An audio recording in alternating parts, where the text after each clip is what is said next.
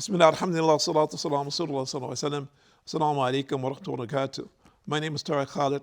I'd like to welcome to our program here at Sharjah Broadcasting Authority on Paradise and Hell. And today we're continuing to talk about the hellfire, as terrifying as it is, and the conditions and things that people will find and what will happen to the people of hellfire. May Allah subhanahu wa ta'ala protect us from that and all the believers from this horror.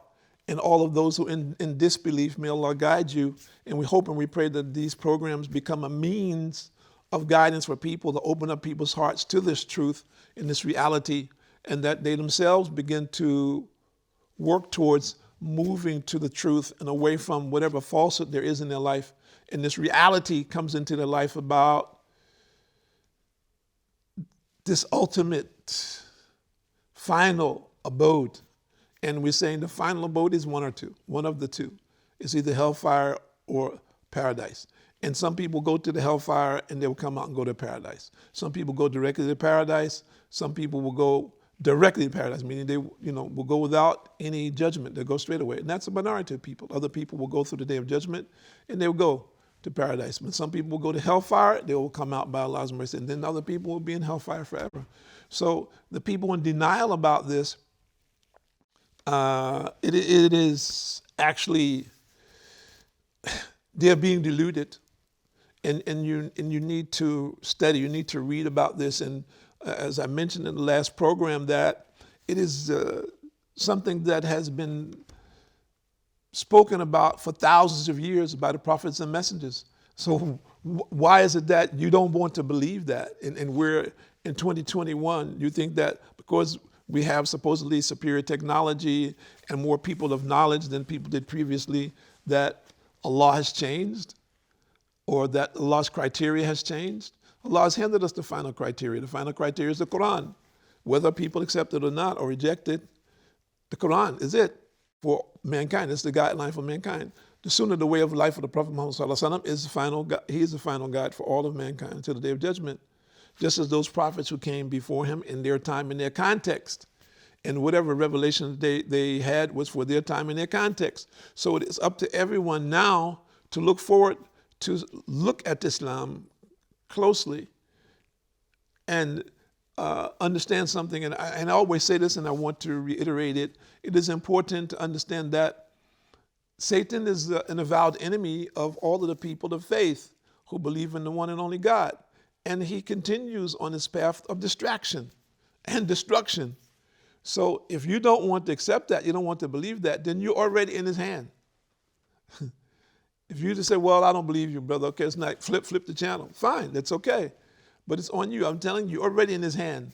And he doesn't care. He doesn't have to do anything with you because he already got you. You're already on the path. It's just a matter of time. He's just got to ride with you until your time is up. That's it. But when you start learning and you start resisting and you start trying to implement that which you learn about what Allah subhanahu wa ta'ala has revealed to you, now Satan's going to come against you. He's going to come hardcore against you because now he says, well, you're trying to get away from me, so I have to use my trickology on you to hold you back so you can be sent to hellfire. You can go with me to hellfire. You can join me. You can be among my companions. But see, and people says, well, this is a fantasy story, brother. This sounds like a story. I says, fine. But all of the prophets of Allah talked about Satan. So this is a fantasy? It's made up? Is this something men just wrote in perchance as an example? If you choose to follow that, all of the prophets of Allah talked about hell and paradise. This is also fantasy? Is this something that was continued throughout the ages by other people? The scribes just wrote it, just perchance, to have people have this false belief? Why? Why would we want to believe that when all the evidences show us something distinctly different? And the Quran mentions this about those who came before and invited the people, and the people disobeyed. And the stories of the prophets of Allah and what happened to the people who disobeyed them. So it's very clear, and people are doing today all of the things that we are aware of, that the people of the past did, who their lives, their societies ended in destruction. Everything that we know of that they would have done in those times are being done today, somewhere. And not just that, openly and flagrantly, and as though people think that, well, Allah is not aware, or Allah is not going to do anything, as an example, and they can continue. So Allah gives him rope. And this is a form of ignorance. And may ask Allah to protect us from this, and we may have the discipline to obey Allah subhanahu wa ta'ala and to follow the guidelines that He sent for us for our own sake and for the sake of our family and for generations. And Anas bin Malik reported that the Prophet ﷺ laughed and smiled one day and said, "Will you not ask about why I laughed?" They said, "Oh, Rasulullah ﷺ, why did you laugh?" He said, "I was amazed at how a servant will dispute with his Lord on the day of resurrection. He will say, 'My Lord, did you not promise me that you would not treat me unjustly?' Allah will say, 'Yes.' The man will say, 'I will not accept any witness against me except from myself.' Allah will say, 'Is it not sufficient that I and the angels, the noble scribes, are witnesses?' These words will be repeated several times. SubhanAllah. Then a seal will be placed over his mouth, and his organs or limbs will speak about what he used to do. Then he will say, 'Away with you. It was only for your sake that I was arguing.'" And it's collected by Hakim.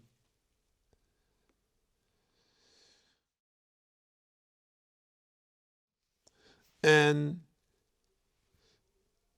recorded by Ibn Abi Hatim.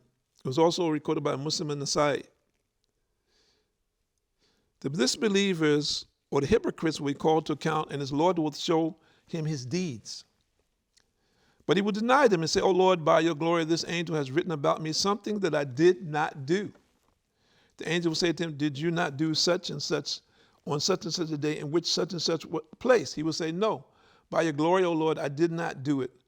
When he does that, a seal will be placed over his mouth, and Ash'ari, may Allah be pleased with him, said, "I think that the first part of his body to speak will be his right thigh."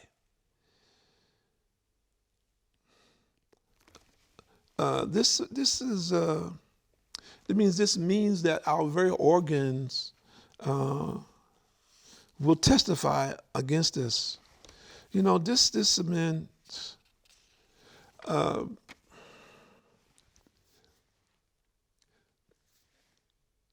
People, again, you know, today don't want to believe this, okay? They don't want to take this as a reality. It's convenient for them to be in denial and to act deaf, dumb, and blind.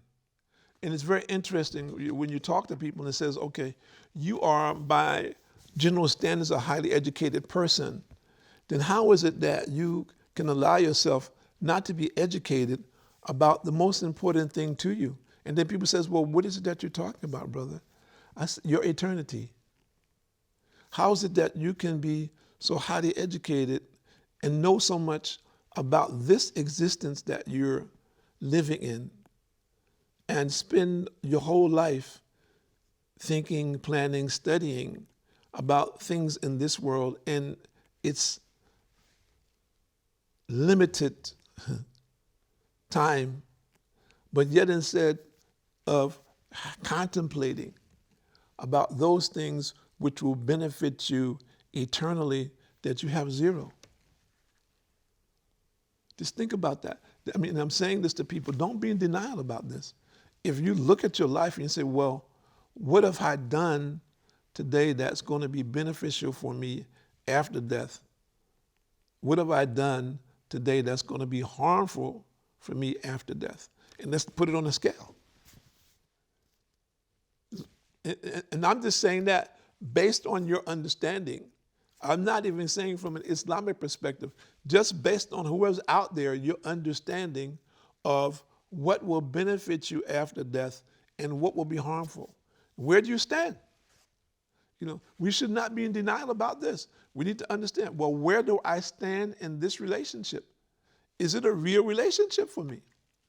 What is my present condition presently? And Allah only knows, because we ask Allah for forgiveness, and Allah may forgive everything that we've done. And it's easy for Allah. Allah may accept one thing that we've done sincerely and accept it and said, you did such and such a thing on this day, and you're 100% you was just thinking about this for the pleasure of Allah with no other association. So I accept this and all your sins forgiven. And we hope and we pray for this from Allah. But the person who is in denial about that, and that's what I'm talking to. I'm talking to the people who are in denial about that. The people who are in denial about that, they're losers. And for us as Muslims, this is the most painful thing, that so many people are hardcore in disbelief. It's so much so that they themselves have lost consciousness. They've become intoxicated with their lifestyles. Or, as we see now, due to the pandemic, people have become obsessed with survival.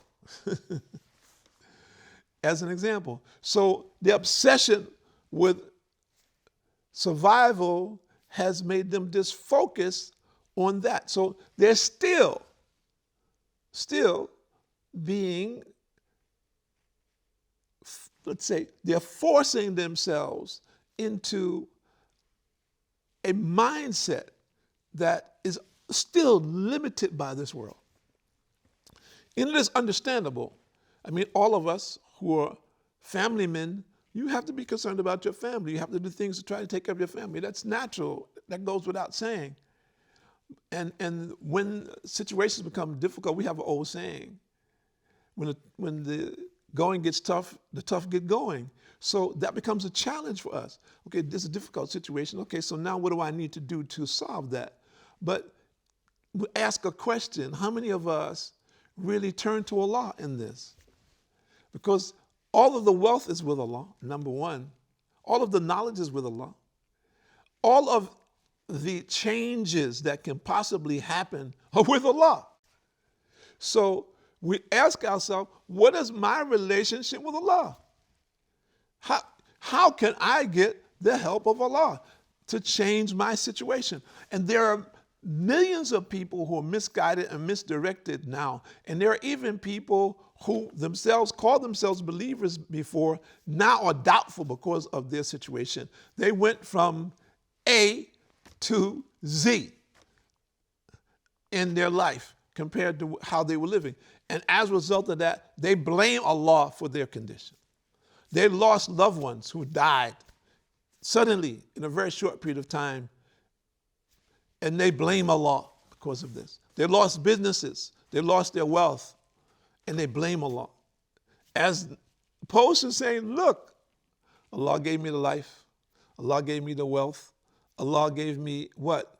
The knowledge that whatever I'm benefiting from, and all of the things that I have, all of that, Allah gave it to me. It has nothing to do with my intellect. It has nothing to do with who I know.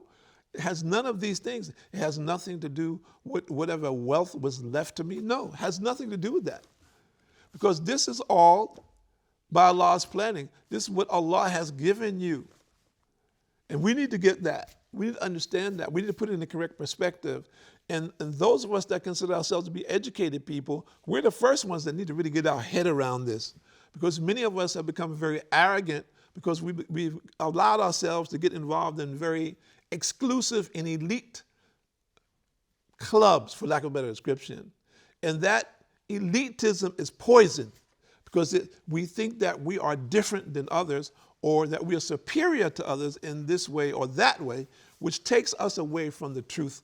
And the truth is that whatever it is that we have, on whatever level that we have, it is by Allah's permission. How we use it, what we do with it, Allah has given us free choice. And we'll have to account for that. So if we don't do that, for example, the wealth is given to the wealthy, not so they can be wealthy. It is given to the wealthy as a trust for them, how they will use it for the poor. So it becomes a different equation than when many people look at it. The guy says, well, I work very hard. I studied ABCD. And he says, a good guy. He says, by the permission of Allah, Allah has unveiled things to me. I've been able to develop my business with ABCD. I've done this, so forth and so on. And my business has blossomed. And it's been fantastic for me. That's the guy who feels that and understands that whatever he has is from Allah. But there are many people who think it's me, me, me, me, me. as an example.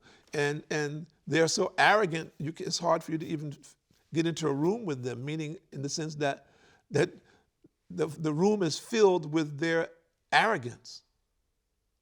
So what is it that we need to do?